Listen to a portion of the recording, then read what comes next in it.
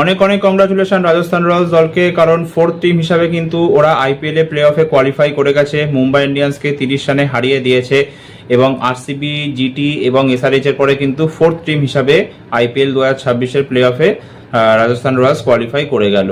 এবং ভাই সত্যিকার অর্থে আমার খারাপ লাগছে পাঞ্জাব কিংসের জন্য, কারণ একসময় পাঞ্জাব কিংস আমার মনে আছে 7 ম্যাচে 13 পয়েন্ট পেয়ে 1 নম্বরে বসেছিল এবং তখন সবাই ধরে নিয়েছিল যে পাঞ্জাব তো প্লে অফে কোয়ালিফাই করবেই এবং পাঞ্জাব যাকে বলে কোয়ালিফায়ার 1 খেলবে এবং আরসিবি আর যাকে বলে পাঞ্জাব কিংসের মধ্যে ফাইনাল ম্যাচ হবে আবারও, এবং সেখানে পাঞ্জাব আরসিবিকে হারিয়ে যাকে বলে ফাইনাল হারের বদলা নেবে 2025-এর। কিন্তু সে ফাইনাল ওঠা তো ছাড়ো, পাঞ্জাব যাকে বলে প্লে অফেই কোয়ালিফাই করতে পারলো না, টপ 4-এও আসতে পারলো না। এই অবস্থা পাঞ্জাবে।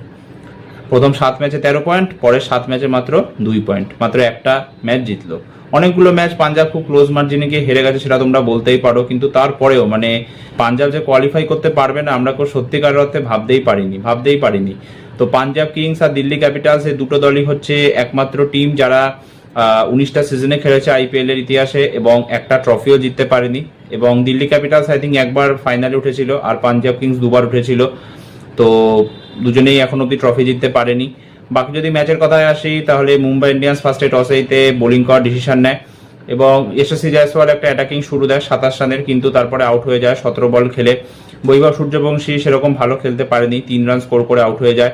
তবে ধ্রুব জুড়েল কিন্তু 26 বলে 38 রানের একটা ঝোড়ো ইনিংস খেলে। তবে ক্যাপ্টেন রিয়ান পরাগ কিন্তু আবারও ব্যর্থ হয়, মাত্র 8 বলে 14 রান স্কোর করে আউট হয়ে যায়। প্রথম থেকে এসে মেরে খেলছিল কিন্তু বেশিক্ষণ টিকতে পারেনি।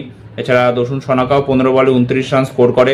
তবে সবচেয়ে আশ্চর্যজনক ইনিংসটা কিন্তু আমরা দেখতে পেলাম জোফরা আর্চারের ব্যাট থেকে, 15 বলে 32 রান স্কোর করে দিল। একটা সময় মনে হচ্ছিল হয়তো যাকে বলে রাজস্থান রয়্যালস খুব বেশি হলে 180 থেকে 90-এর মধ্যে স্কোর করবে, তো সেই সময় কিন্তু জোফরা আর্চারের ব্যাট থেকে একটা দুর্দান্ত ঝোড়ো 15 বলে 32 রানের ইনিংস আসে।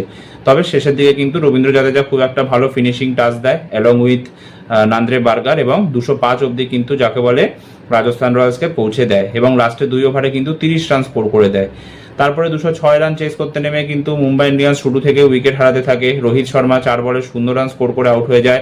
এবং ভাই দেখো রোহিত শর্মার ব্যাপারে আমার এটাই চিন্তা হচ্ছে যে এক তো রোহিতের হ্যামস্ট্রিং ইনজুরির একটা ইস্যু রয়েছে, তো এরপর রোহিত যদি ফর্মও হারাতে বসে, যদি আমি মনে করি যে রোহিতের আইপিএল ফর্ম আর ইন্টারন্যাশনাল ফর্ম দুটোই সম্পূর্ণভাবে আলাদা, কারণ আমরা দেখেছি ইন্টারন্যাশনাল রোহিত আলাদা লেভেলের খেলে, কিন্তু তারপরও নিউজিল্যান্ডের এগেনস্টে যেরকম বাজে রোহিত খেললো এবং আইপিএলও যেরকম বাজে পারফরমেন্স রোহিতের গেল, তো এরপরে যদি মানে আফগানিস্তানের এগেনস্টে সিরিজ আর ইংল্যান্ডের এগেনস্টে সিরিজে যদি রোহিত ভালো না খেলতে পারে তাহলে কিন্তু হতে পারে গৌতম গম্ভীর আর অজিত আগারকার মিলে রোহিত শর্মাকে টিম থেকে ড্রপ করে দেবে এবং হয়তো যশস্বী জয়সওয়ালকে টিমে নিয়ে আসবে।